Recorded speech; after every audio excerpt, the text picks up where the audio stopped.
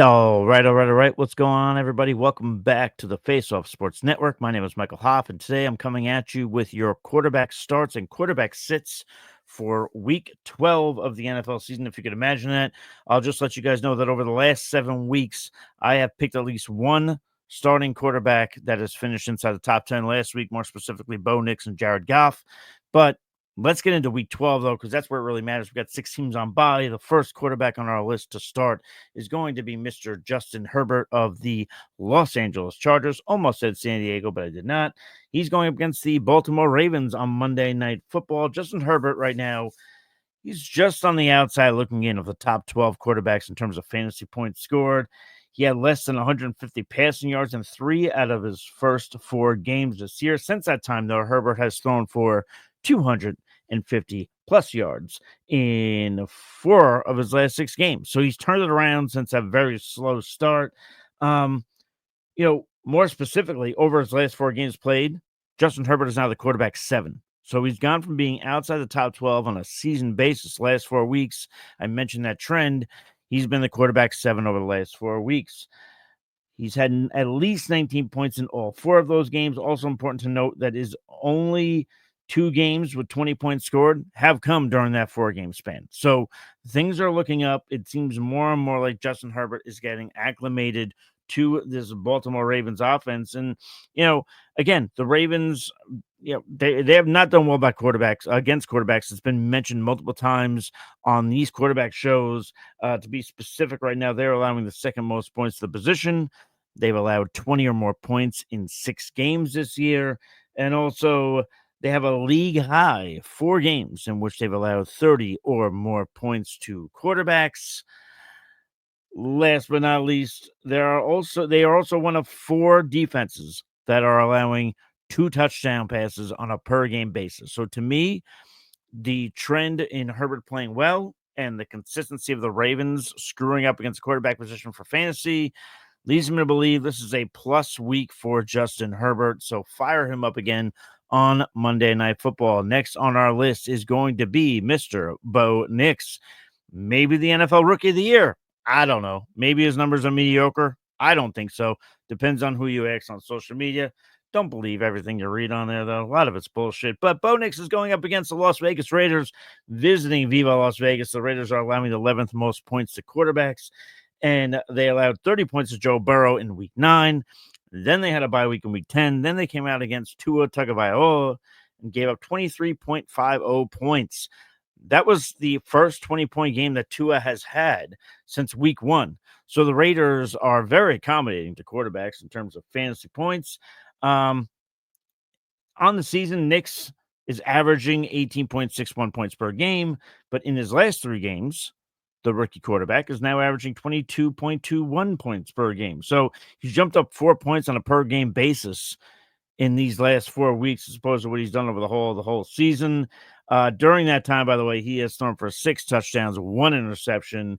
He's also averaging 248.3 passing yards per game during this 3-game stretch that we talked about. So I'm going to continue to ride the hot hand with Bo Nix. I like him over even some plays like Brock Purdy this week. So Bo Nix, fire him up, get him ready. This one might be a little more sensitive. This one might hurt some feelings. This one might make some people moan and groan, but there are 6 teams on bye. So my last start suggestion, if I can get my words out, for week 12 of the NFL season is going to be Tommy DeVito, Tommy Cutlets, whatever the hell you want to call him. Daniel Jones has now been benched. Tommy DeVito now is going to take on the Tampa Bay Buccaneers. Listen, it's an odd situation. Despite spending $5 million on Drew Lock, they're going to go with Tommy DeVito. Maybe Brian Daboll liked what he saw last year on tape, I guess, to make Tommy DeVito a starter, regardless of all the bullshit antics that are going on in New York. For fantasy purposes, I do like Tommy DeVito in this one. Mainly because he's getting this start against the Buccaneers. The Buccaneers right now, they're coming off their bye, but in their previous 4 games, it has been ugly. This is what they've allowed over the last 4 games prior to their bye to the quarterback position in terms of fantasy points.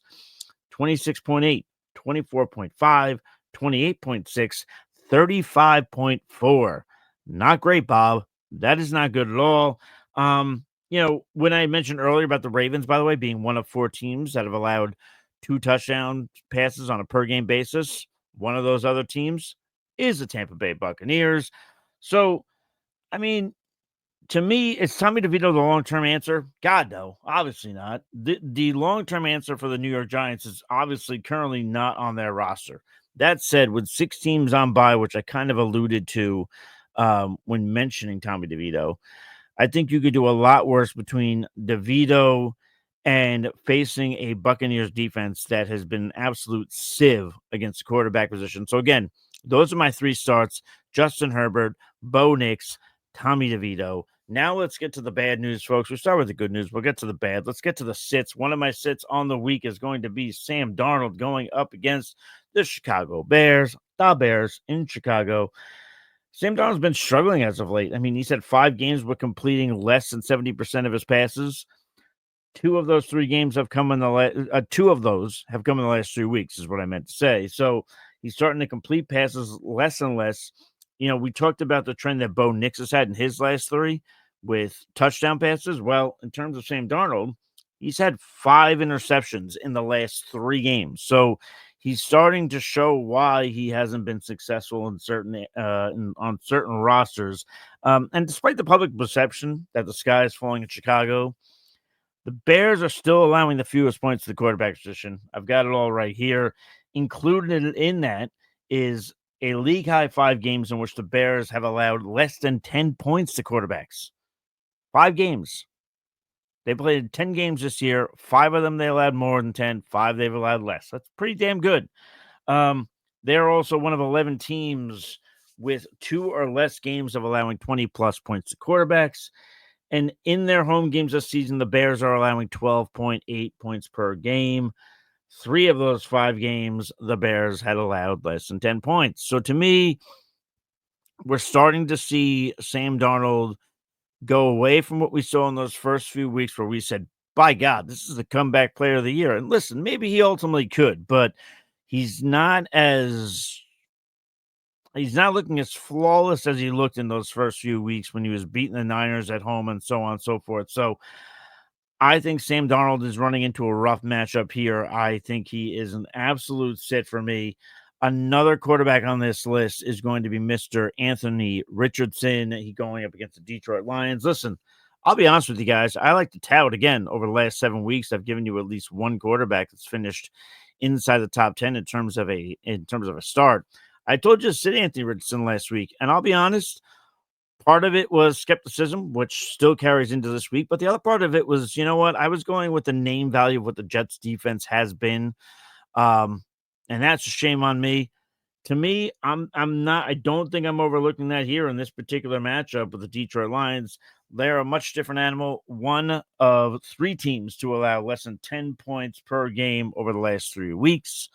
The Lions are also allowing just 20 rushing yards on a per game basis, and they've only allowed 2 rushing touchdowns, that being 2 quarterbacks, of course. They are also one of 5 defenses with more interceptions than touchdown passes allowed. To be specific, they have 14 interceptions on the year. They've allowed 7 touchdown passes. And then also the completion percentage might also be an issue for Richardson beyond just his normal inability to have a good completion percentage. The Lions are right now are the 9th lowest completion percentage with 63.32. So you're giving me a team with a low completion percentage allowed. You're giving me a team that's picking off a lot of passes, not allowing a lot of touchdown passes, and not giving up a ton on the ground to quarterbacks. To me, this seems like, listen, it's one of those things with Anthony Richardson. He's going to come out some weeks. He's going to be great. He's going to come out some weeks. He's not going to be so hot. And this, to me, is going to be one of those not so hot weeks. So Anthony Richardson, listen, better days are ahead as long as the Colts continue to go with him in terms of, not consistent days, but there will be good days. But week 12 ain't that week, man. So let's get into our last sit suggestion. It's going to be Mr. Geno Smith of the Seattle Seahawks going up against the Arizona Cardinals. Geno has had 4 games with 20 plus points scored, but only one of those games have come in the last 5 weeks. So, we saw a lot of Grubb's offense look fantastic for Geno Smith early on. It's kind of faded away, kind of like the success of Sam Darnold, who we previously mentioned. And, prior to the Cardinals' bye week, their defense had allowed less than 10 fantasy points in back-to-back games.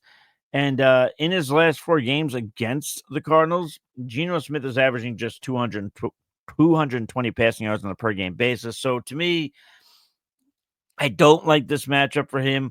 I would say, because people always ask me, of the 3 starts, which one do you like the most? Of the 3 sits, which one do you like the most? So of the 3 starts, I like Justin Herbert the most. Of the 3 sits, I like Sam Darnold the most. I think Geno Smith could be one that could be the best of those 3 sits, but people always ask me that, so that's the thought behind that. But if you want more thoughts behind that, feel free to comment below. I will definitely answer any and all questions that you may have.